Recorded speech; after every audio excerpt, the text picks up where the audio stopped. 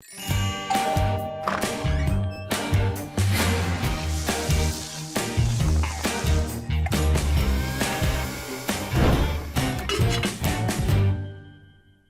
is kind of the ultimate pud in my mind. This is one of my most favourite things to cook.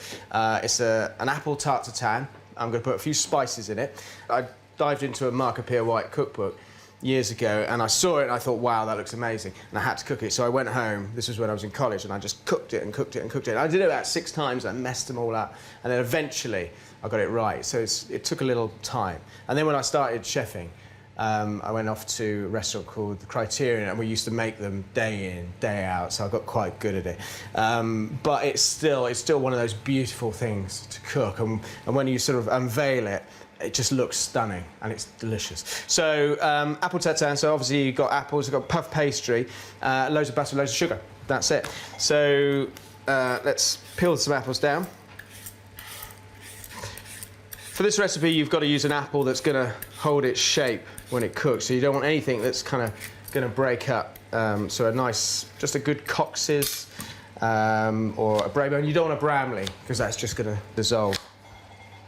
OK, so apples are ready. Take a nice non-stick pan. Now, this can be quite frightening. There's lots of butter. Working for Marco was a baptism of fire, you know. It was long hours, it was hard work, but it was really, really rewarding. And there was a lot of camaraderie in the kitchen. A lot of guys I'm still in touch with. You know, we all used to work sort of 90, 100-hour weeks, and then at the end of the week go for a beer and all fall asleep in our beers and curries.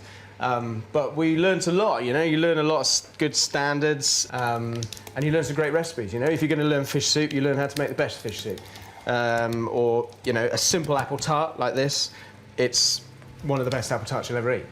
OK, so equal quantities of butter, cast sugar, spread that over the base. The idea of the butter is that the sugar doesn't catch the bottom of the pan, so it all sort of caramelises nicely without burning. Now, to this I'm going to stick in a vanilla pod.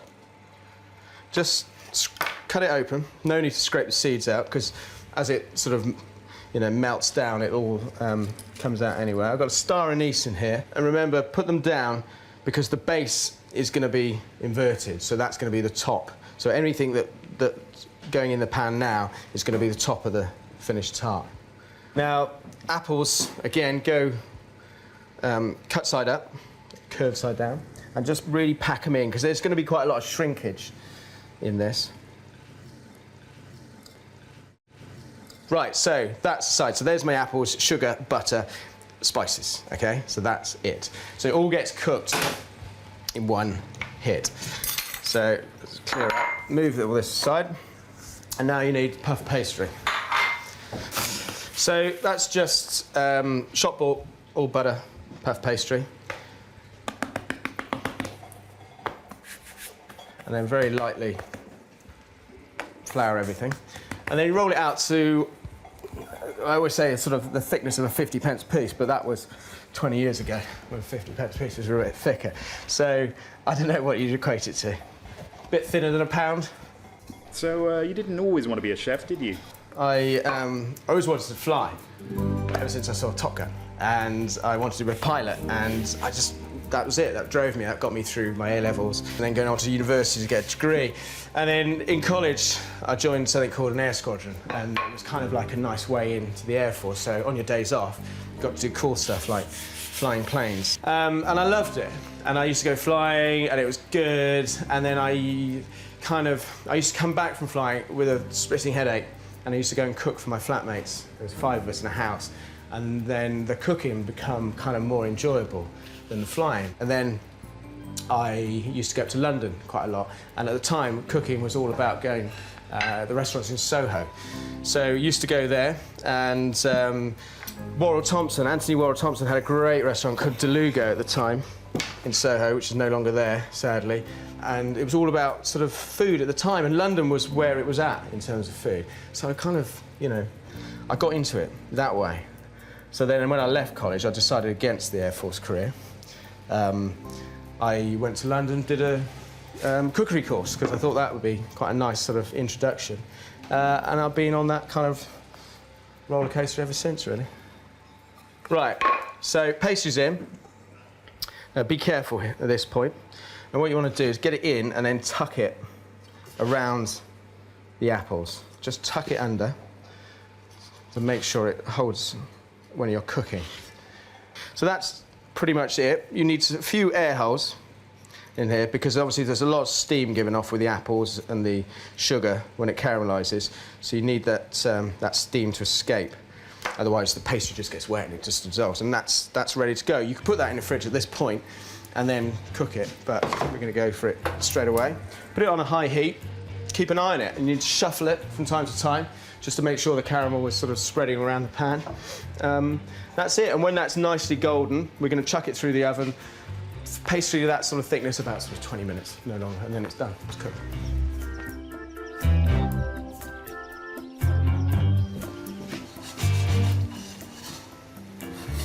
This tart has been on for about sort of 10 minutes or so. You can see the caramelisation just turning, and what happens is it sort of catches on one side, so you need to keep shuffling it to make sure that caramel sort of evenly dispersed and that the apples aren't catching on the bottom. And that's, you can see the little air holes here allowing the steam to escape. And if they don't for some reason, you can just stick your knife in and just open the air holes just a touch, and you can see the pastry sink down nicely. Henry, he's not allowed in the summer holidays. He's only allowed in that window. You hungry? Good. Right, so that goes in the oven. 20 minutes or so. At about 190, 200 because of the pastry. And then after that time, that's what it looks like. So now, the tricky part, and this is where we hope all those years of training comes in to play. And you've got to be careful with this, because otherwise it sends molten caramel all over the kitchen. Stand back, Henry.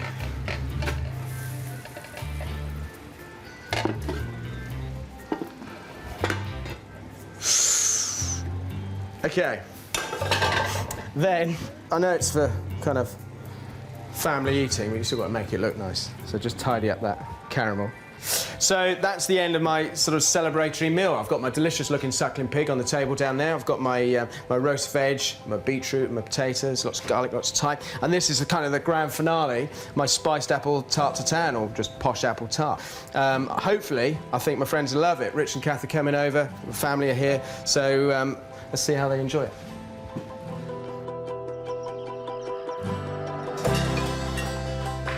Right. You want a bit of pig?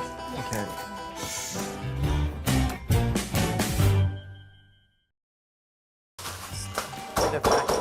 Okay, very lightly like that. And then what we do, this is a much better flavour.